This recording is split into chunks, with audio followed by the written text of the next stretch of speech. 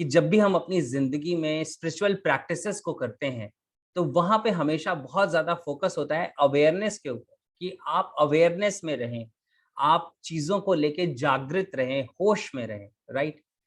और कई बार हम इसे ऐसा समझते हैं कि हमें हर चीज़ के लिए अवेयर रहना चाहिए, यानी कि हर चीज़ हमारे अवेयरनेस में रहनी चाहिए। सबसे पहली बात जो समझनी है वो ये है कि ये प्रैक्टिकली पॉसिबल नहीं है। हर चीज़ के लिए अवेयरनेस में रहना पॉसिबल नहीं है, हर समय अवेयरनेस में रहना पॉसिबल है। दोनों का डिफरेंस समझिएगा।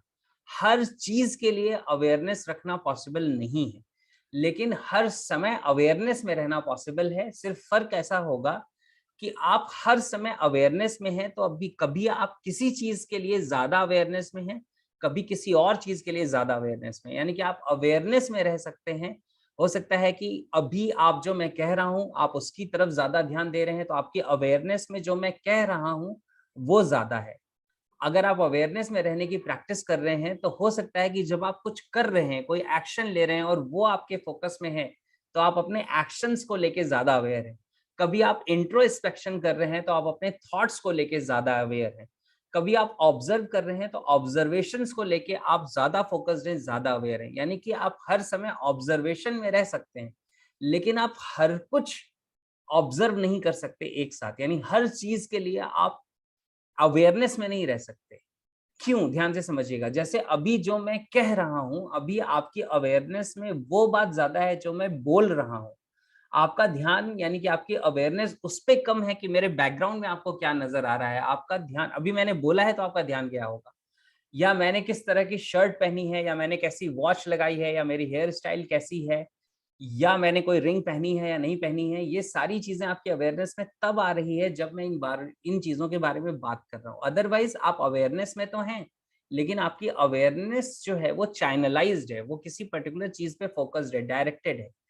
तो हम हर समय अवेयरनेस में रह सकते हैं, लेकिन हर चीज़ के लिए अवेयरनेस में नहीं रह सकते। और सबकॉन्शियस माइंड तब एक्टिवेट नहीं होता जब कॉन्शियस माइंड सो जाता है।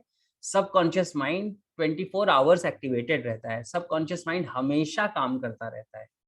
सिर्फ उसका लेवल जो है वो लेवल सबकॉन्शियस है और कॉन्शियस का कॉन्शियस है।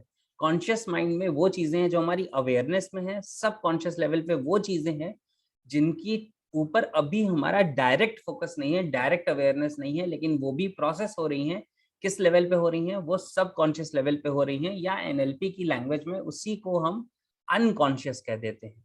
जैसे अभी आपका ध्यान मेरी बातों पे है, बाकी और सारी इन्फॉर्मेशन भी अवेयरनेस में है, लेकिन किस लेवल पे है? बहुत स्लाइट अवेयरनेस में है, फ़ोकस्ड अवेयरनेस में नहीं है, यानी कि वो सबकॉन्शियस लेवल पे प्रोसेस हो रही है। वो कॉन्शियस लेवल पे प्रोसेस नहीं हो रही है, वो डायरेक्ट अवेयरनेस में प्रोसेस नहीं हो रही है, बल्कि जिसे हम कहते हैं कि रिड्यूस्ड अवेयरनेस में, यानी स्लाइट अवेयरनेस में कहीं न कहीं जा रही है वो। तो इस वे में अगर हम समझेंगे तो हम समझ सकते हैं कि हम हमेशा अवेयरनेस में रह सकते हैं। लेकिन ये कन्फ्यूज़ नहीं होना है हमें कि हमेशा अवेयरनेस में रहने का मतलब ये नहीं है कि हर चीज़ के लिए हम अवेयरनेस में रहें, right? I hope this is very strong and it makes sense.